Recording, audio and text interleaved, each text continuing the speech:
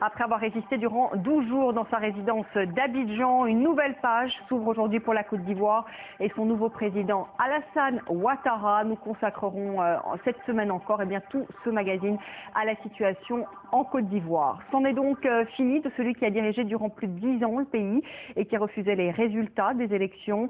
Je vous le disais, une nouvelle page s'ouvre aujourd'hui pour le pays, pour la Côte d'Ivoire. Je vous propose ensuite de revenir sur cette journée du 11 avril où Laurent Gbagbo a été arrêté. C'est un récit de Laure Manon. Laurent Gbagbo se souviendra longtemps de ce lundi 11 avril. 4 mois qu'il oppose une résistance farouche à Alassane Ouattara aux forces de l'ONU et de l'hélicante française. Le moment de l'assaut final est arrivé, les hélicoptères de l'ONU et de la France pilonnent la résidence des chefs d'État ivoiriens. La voie est ouverte, les Français s'arrêtent là. Seules les forces républicaines de Côte d'Ivoire pénètrent dans la résidence assiégée. Les soldats ivoiriens échangent encore quelques coups de feu avec les pro-Gbagbo, puis accèdent à la maison. L'un d'entre eux filme la scène.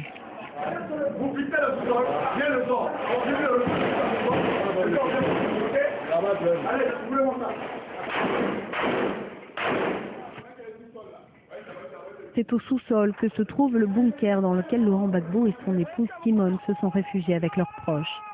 Hervé Touré, le commandant Vétio de son nom de guerre, mène les opérations. Il a reçu l'ordre de prendre Gbagbo vivant, alors il lui enfile un gilet pare-balles et un casque. Puis on évacue le président déchu. Un Laurent Gbagbo hébété, comme absent. Les soldats l'encadrent, pas pour éviter la fuite, non. Laurent Gbagbo n'a plus personne sur qui compter, mais pour empêcher des règlements de compte.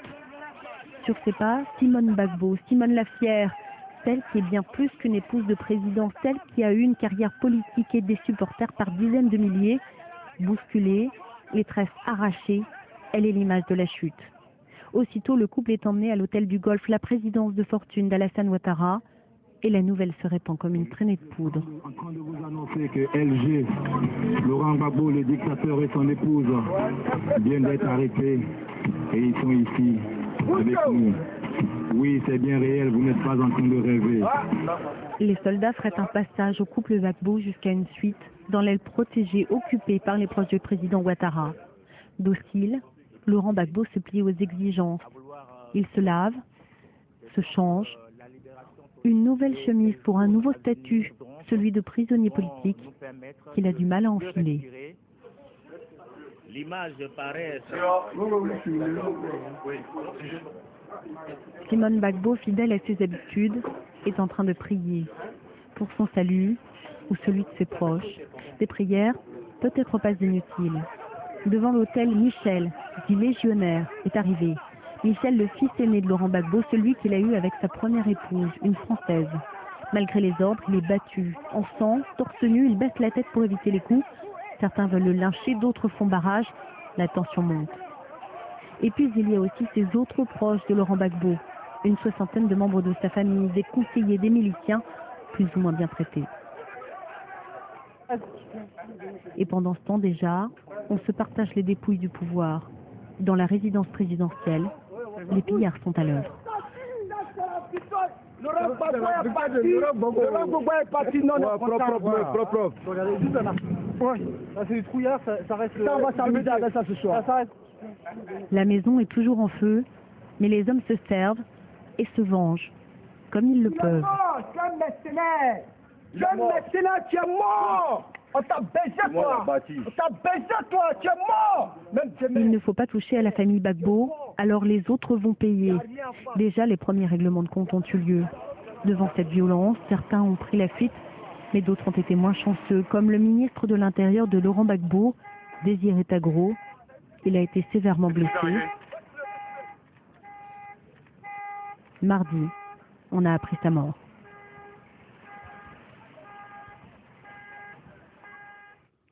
Abidjan, ville en état de siège. Durant 15 jours, la capitale économique a été le théâtre d'affrontements entre les forces pro-Ouattara et celles de Laurent Gbagbo.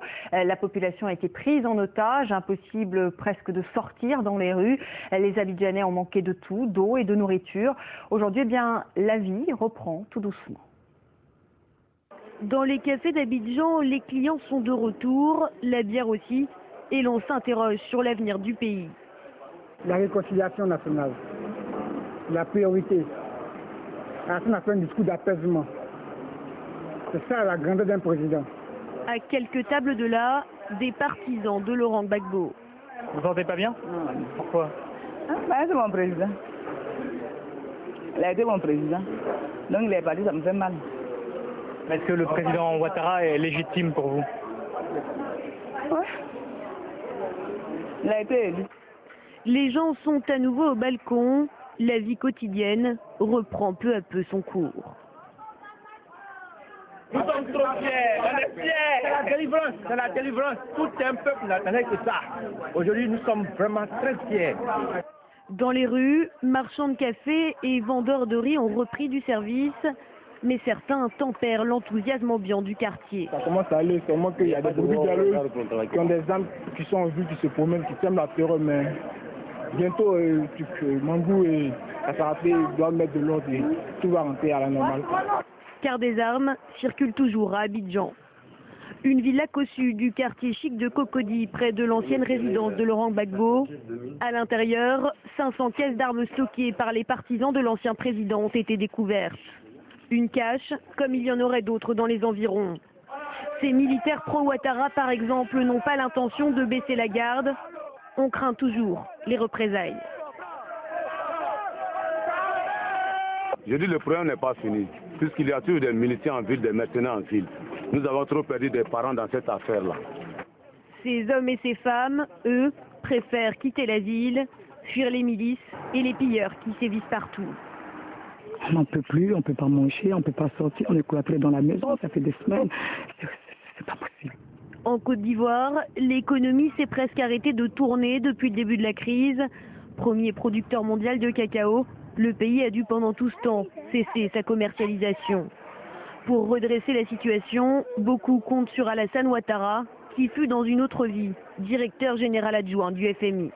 Bien sûr, vous savez, M. Alassane Ouattara est un économiste très chevronné. Il a occupé des fonctions dans des banques, vous savez, le FMI, machin et tout ça. Je pense que sur le plan économique, la Côte d'Ivoire va repartir. Les défis qui attendent le nouveau président sont immenses.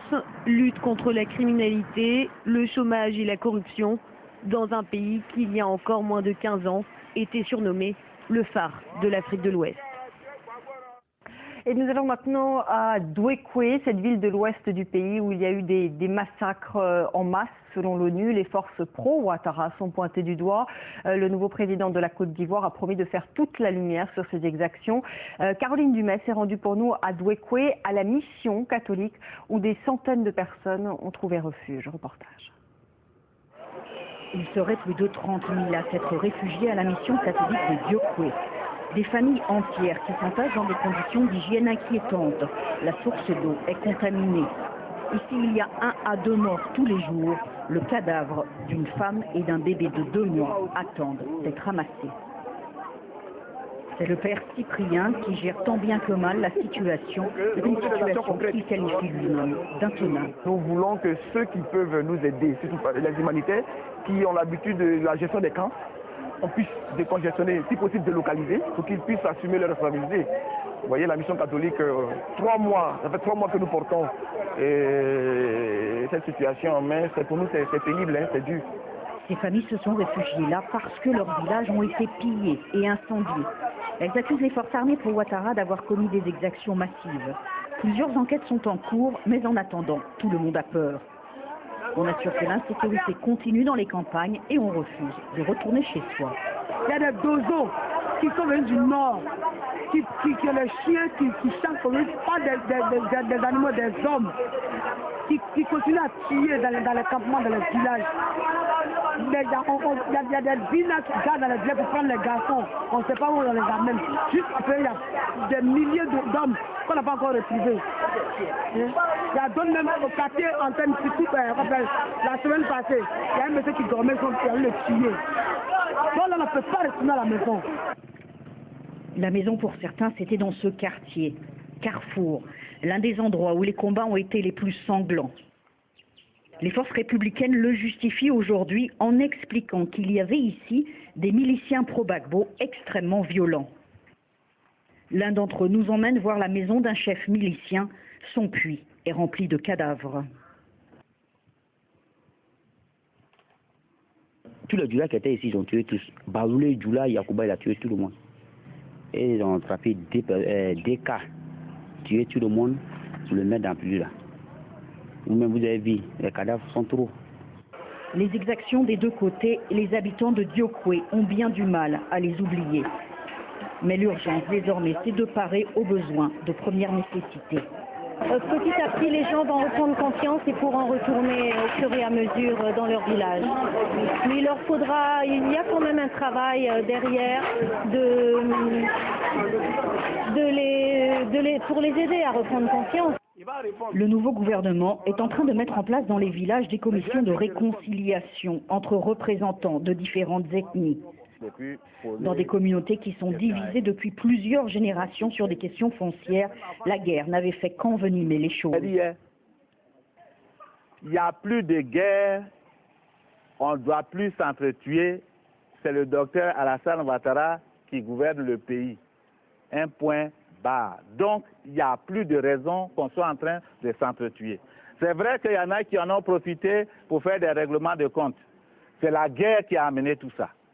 Mais tout ça, ça doit s'arrêter maintenant. Là où la guerre a été la plus dure, la paix sera plus difficile. Si la réconciliation réussit à Diokwe, elle réussira aussi dans le reste du pays. Voilà, c'est la fin de ce magazine. Merci de l'avoir suivi. Très bon week-end. À bientôt.